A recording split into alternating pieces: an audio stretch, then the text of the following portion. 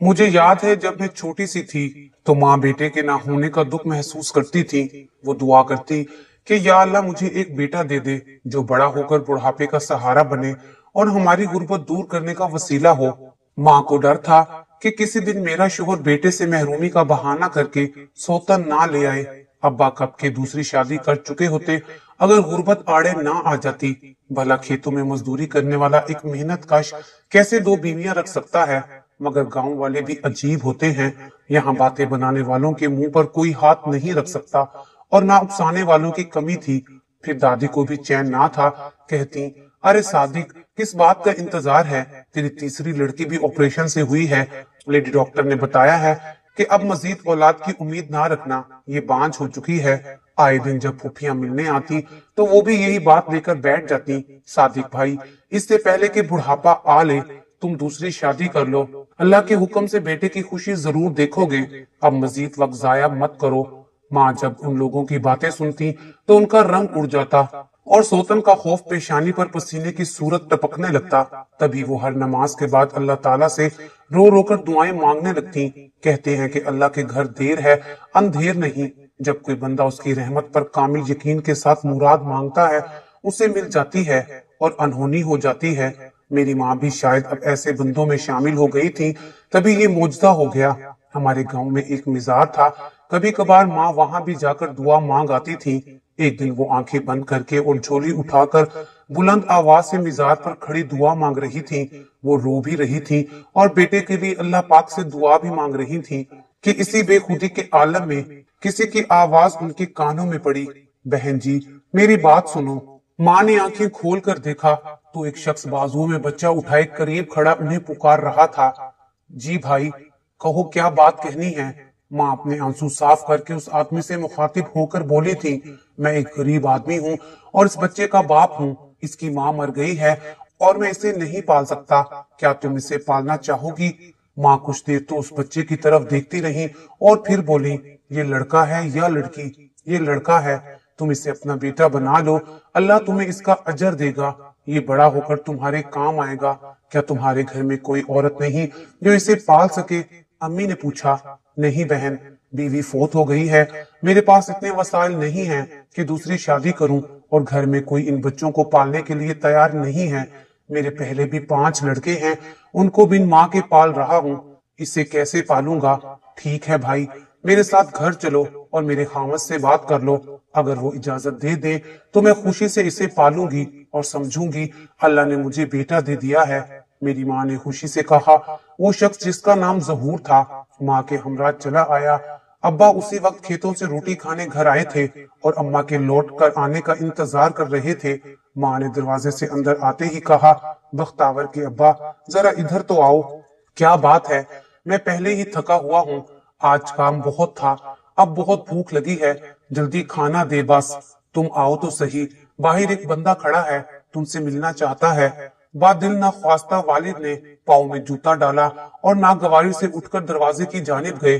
اماں نے ان کے کان میں کچھ خسر پھسر کی اور پھر ابا باہر چلے گئے، مگر ماں اپنی جگہ سے ایک قدم نہ ہلی، جیسے دہلیز نے ان کے پاؤں پکڑ لیے ہوں۔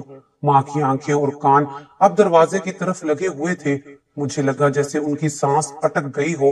یا اللہ خیر کرنا، میں نے بے اختیار دعا کی، میری ماں کو آج کہیں لینے کے دینے نہ پڑ جائیں، کیونکہ ابا کے مزاج کا کوئی بھروسہ نہیں تھا، گھڑی میں تولا تو گھڑی میں ماشا۔ ابا تھوڑی دیر بعد اندر آ گئے، وہ اس شخص کو بیٹھک میں لے گئے اور اماں کو آواز دی، بختاور کی ماں تو بھی ادھر آ جا، کچھ بات کرنی ہے۔ بات ہوتی رہی، اس کے بعد ظہور بچہ اماں اور ابا کے حوالے کر کے چلا گیا۔ ہوا یہ کہ جب ابا نے ظہور کی داستان علم سنی تو ان کا دل نرم ہو گیا، وہ اتنا مجبور تھا کہ اپنے لختے جگر کو کسی شریف گھرانے کو سونپنے کو تیار تھا۔ اس کی بیوی اس ننھی سی جان کو جنم دیتے ہی فوت ہو گئی تھی اور اس کی کوئی بہن بیٹی نہ تھی، ماں بھی اس دنیا میں موجود نہ تھی، غرض خاندان میں کوئی بھی عورت اس کے بچے پالنے کے لیے تیار نہیں تھی، تبھی وہ بچہ کسی کو دینے پر مجبور تھا۔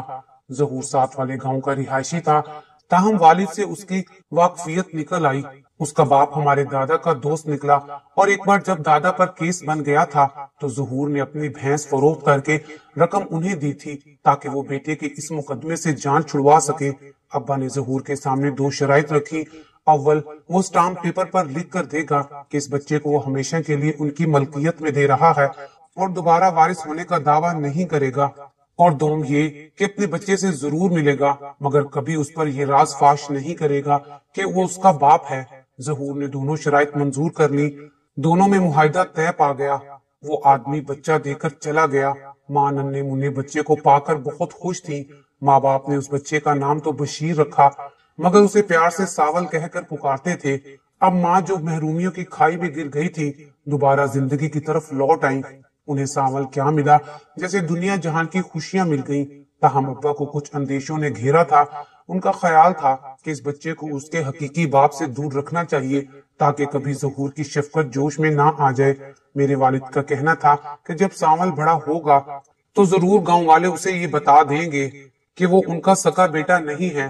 اس طرح ساول کے دل کو نہ صرف رنج ہوگا بلکہ وہ انہیں کبھی بھی صدقے دل سے نہیں اپنائے گا، اس لیے انہیں یہاں سے نقل مکانی کر جانی چاہیے۔ والدہ کے میکے والے یہاں رہتے تھے۔ وہ کچھ ہچکچا رہی تھی۔ بہرحال پھر بھی انہوں نے ابا کی بات سے اتفاق کر لیا۔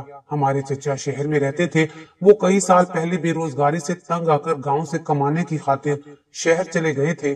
اس وقت وہ غیر شادی شدہ تھے۔ جب تک دادا زندہ تھے وہ باقاعدگی سے گاؤں آتے اور خرچہ بھی والدین کو دے جایا کرتے تھے۔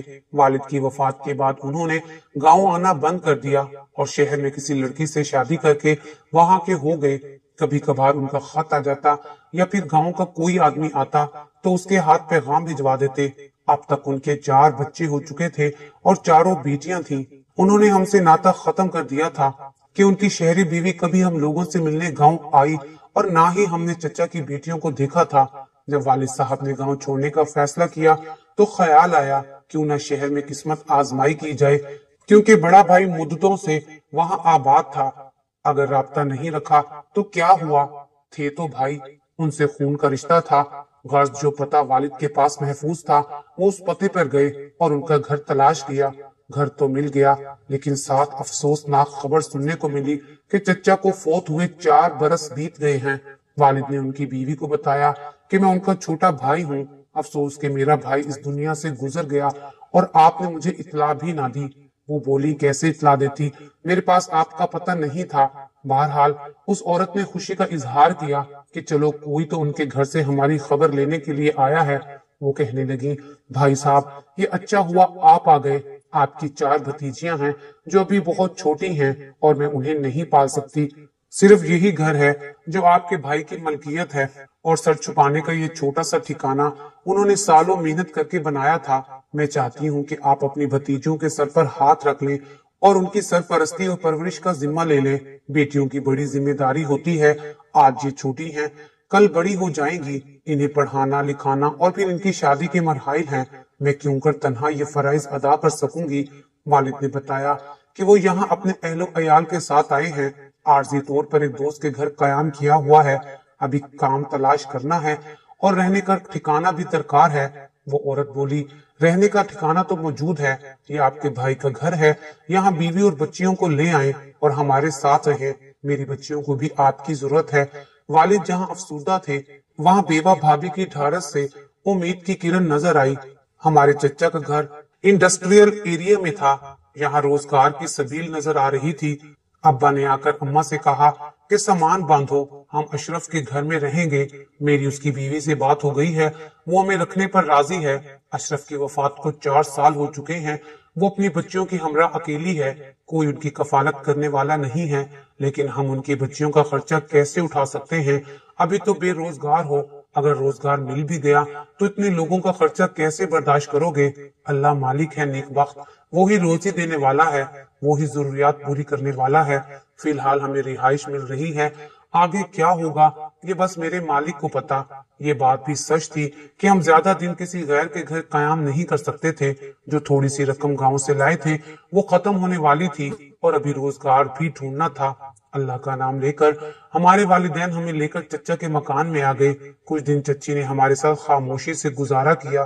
ایک دن ابا سے بولی کہ ہم میرے پاس پیسے ختم ہو گئے ہیں اور آپ کے پلے بھی کچھ نہیں ہے۔ میں آپ کو اشرف کی ایک واقف کار سے ملواتی ہوں جو ایک فیکٹری میں کام کرتا ہے۔ اشرف بھی وہی ملازم تھا، شاید آپ کے لیے روزگار کا کوئی راستہ نکل آئے۔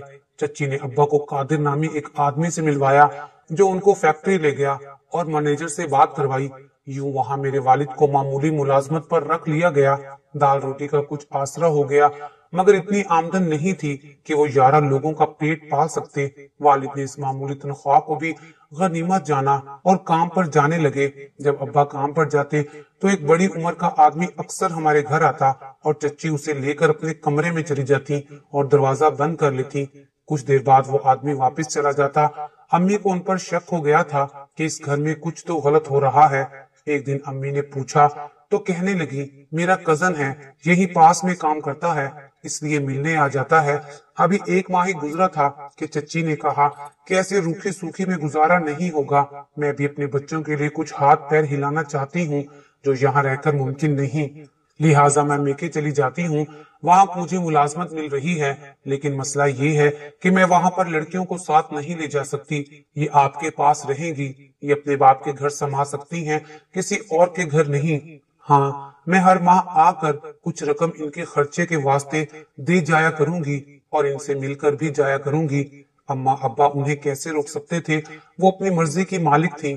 بس یہی کہا کہ بچیاں ماں کے بغیر نہیں رہ پائیں گی، مگر چچی نے انکار کر دیا اور کہا کہ بچیاں آپ کے پاس رہیں گی۔ والدہ نے کہا، ٹھیک ہے بہن، اگر تمہاری اور تمہاری اولاد کی بہتری اسی میں ہے تو اسی پر ہم راضی ہیں، ان بچیوں کی دیکھ بھال ہم کر لیں گے، اگر تم جانا چاہتی ہو تو چلی جاؤ۔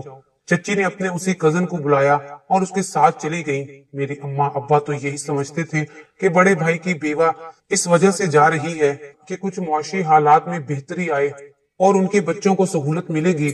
انہیں یہ خبر نہ تھی کہ جس آدمی کو وہ اپنا کزن بتا رہی ہیں اس آدمی سے اس کا کوئی رشتہ نہ تھا، بلکہ بازار میں شاپنگ کرتے ہوئے اس آدمی سے ان کی دوستی ہوئی تھی۔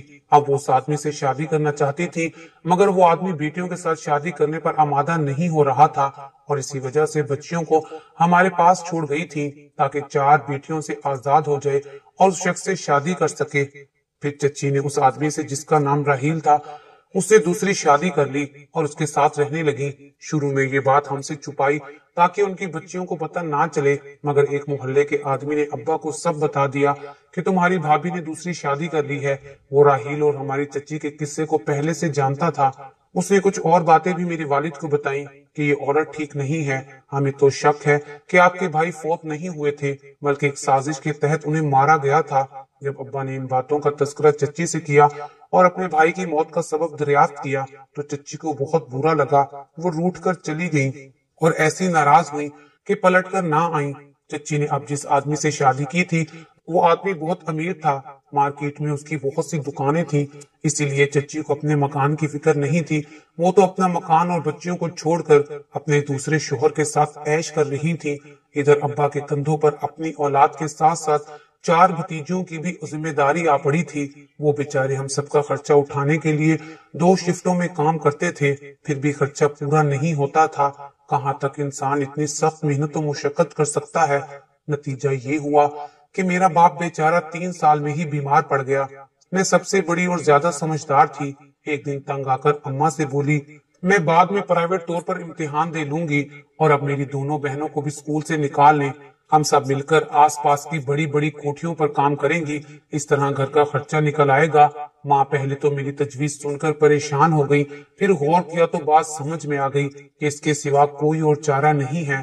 انہوں نے چچی کی لڑکیوں کا اسکول جانا جاری رکھا اور ہم تینوں بہنوں اور اماں دوسروں کے گھروں میں کام کرنے لگی۔ اس طرح میرے والد کی دوا دارو اور ہمارا کھانا پینا ممکن ہو سکا۔ میں اور میری بہن جس گھر میں کام کرتے تھے اس کے مالک کا نام افتخار تھا۔ اتفاق سے یہ ہمارے چچا کو جانتا تھا اور یہ بہت مہربان، خدا ترس اور نیک انسان تھا۔ شام کو جو کھانا بچتا وہ بھی دے دیتے، جس سے کافی بچت ہو جاتی تھی۔ میری ماں افتخار صاحب کے بھائی کے گھر کا کام کرنے جاتی تھی۔ وہ صبح 9 بجے جاتی اور دوپہر 2 بجے گھر لوٹ کر آ جاتی تھی، جبکہ ہم سارا دن افتخار صاحب کے گھر کام کرنے کے بعد شام 6 بجے گھر لوٹتی تھی۔ کام کرتے کرتے اب ہمیں افتخار صاحب کے گھر میں کافی عرصہ گزر چکا تھا۔ افتخار صاحب نے اپنے خرچے سے میری چھوٹی دونوں بہنوں کی شادیاں کروا دی۔ رشتے بھی ان کے لیے خود تلاش کیے۔ میرے بھائی سانول کو انہوں نے اسکول میں داخل کرا دیا جو 5ویں جماعت کا طالب علم تھا۔ وہ بہت ذہین اور نیک تھا، دل لگا کر پڑھتا تھا۔ چچا کی دونوں بڑی لڑکیوں نے میٹرک کر لیا تھا۔ محلے سے رشتے آ گئے۔ ابا نے ان کے فرض سے اپنے شانے ہلکے کر لیے۔ اماں کو سب سے زیادہ میری فکر تھی، مگر میں شادی کے لیے راضی نہ ہوتی تھی۔ جو رشتہ آتا منع کر دیتی۔ ماں مجھے سمجھاتی کہ تیری عمر ڈھل جائے گی، کب تک محنت کی چکی میں پستی رہے گی، مگر میں نے دل میں ٹھان لی تھی کہ جب تک ساول بڑا نہیں ہوگا، کمانے کے قابل نہیں ہو جاتا، والدین کا سہارا نہیں بنتا، میں ہرگز شادی نہیں کروں گی۔ میں گاؤں کے اسکول سے صرف 3 جماعتیں پڑھی تھی، چوتھی میں تھی کہ ساول دنیا میں آ گیا اور ہم شہر کوچ کر کے آ گئے۔ والد صاحب کام پر تو جاتے تھے مگر سخت محنت والا کام نہیں کر سکتے تھے۔ اب وہ ہلکے پھلکے کام ڈھونڈتے، اس طرح وہ تھوڑا بہت کما لیتے تھے۔ ساول ان دنوں میٹرک میں تھا جب والدہ بیمار پڑ گئی۔ انہیں دل کی تکلیف ہو گئی تھی اور وہ کام کاج کرنے سے معذور ہو گئی تھی۔ مجھ پر سارے گھر کی ذمہ داری آ پڑی۔ میں گھر کا کام بھی سنبھالتی، بیمار ماں کی خدمت بھی کرتی تھی۔ والد صاحب کو غربت نے وقت سے بہت پہلے بوڑھا کر دیا تھا، ان کی دیکھ بھال بھی میرے ذمہ تھی۔ اللہ نے شاید مجھے پیدا ہی اس لیے کیا تھا کہ میں گھر کے تمام افراد کے کام آؤں، اور میں اس پر اللہ تعالیٰ کا شکر ادا کرتی تھی کہ اس نے مجھے اتنی طاقت اور ہمت عطا کر دی ہے کہ میں نے یہ سعادت پالی۔ اپنے والدین کی بڑھاپے میں خوب خدمت کر کے دلی سکون حاصل کیا۔ میری بہنیں اور تایازاد سبھی اپنے گھروں میں آباد تھیں۔ ان کے جو نصیب میں تھا میری بہنوں کو ملا۔ تقدیر سے کوئی شکوہ نہ تھا۔ ساول کا میٹرک کا نتیجہ آ گیا۔ وہ بہت اچھے نمبر لے کر پاس ہوا تھا۔ اس کی شاندار کامیابی پر میرے والدین کی خوشی دگنی ہو گئی تھی۔ وہ نہال تھے اور بیٹے کے مستقبل کے بارے میں سنہرے خواب دیکھ رہے تھے۔ جس دن ساول کالج میں داخلے کے لیے گیا، واپسی پر بدقسمتی سے حادثے کی زد میں آ گیا۔ اس کے سر پر شدید چوٹیں آئیں اور موقع پر ہی جان بحق ہو گیا۔ یہ صدمہ اتنا شدید تھا کہ ماں سہ نہ سکی اور خبر سنتے ہی بے ہوش ہو گئی۔ والد بھی کچھ کم دل گرفتہ نہ تھے۔ وہ رہ رہ کر آہ بھرتے تھے اور کہتے تھے اے کاش میں گاؤں سے شہر نقل مکانی نہ کرتا۔ ساول کو اس کے حقیقی بات کی نظروں سے اوجھل کرنے کی جو حماقت مجھ سے سرزد ہوئی، شاید یہ اس کی سزا ملی ہے، کیونکہ جب والد صاحب نے شہر آنے کا ارادہ کیا تھا تب ساول کے سکے باپ نے منتیں کی تھی کہ خدا کے لیے تم لوگ شہر مت جاؤ، یہی گاؤں میں رہو، میں اپنے بیٹے کو کیسے ملنے آؤں گی۔ مگر والد صاحب نے ان کی ایک نہ سنی اور ان سے چھپ کر ہمیں شہر لے آئے تھے۔ میرے والدین جب تک زندہ رہے ان کو ساول کا دکھ دیمک کی طرح چاٹتا رہا۔ میری شادی میری چھوٹی بہن نے اپنے ایک سسرالی عزیز سے کروا دی جس کے 2 بچے تھے اور بیوی فوت ہو گئی تھی۔ میں نے ان یتیم بچوں کو ماں بن کر پالا۔ آج وہ میرا سہارا، میری آنکھوں کی ٹھنڈک ہے۔ اللہ نے مجھے اولاد نہ دی مگر یہ بچے مجھے حقیقی اولاد سے بڑھ کر ہیں۔ اماں ابا کچھ عرصے بعد فوت ہو گئے تھے۔ میری چچا زاد بہنوں نے ہم سے بھی ابھی تک ناتا نہیں توڑا۔ وہ ہم سے پیار کرتی تھی، شاید کہ اسی پیار کے رشتے کو قائم دائم رکھنے کے لیے اللہ تعالیٰ نے ہم سب کو آپس میں ملا دیا تھا۔ ماں باپ کسی کے سدا نہیں رہتے، لیکن اپنے رشتے پیار و محبت سے جڑے رہے تو زندگی خوبصورت اور آسان ہو جاتی ہے۔ آخر میں بس اتنا کہوں گی کہ میرے والدین کو بیٹے کی بہت چاہت تھی۔ اللہ تعالیٰ نے انہیں بیٹا بھی دیا تھا، مگر انہیں اپنے بیٹے کو اپنے سکے باپ سے جدا نہیں کرنا چاہیے تھا۔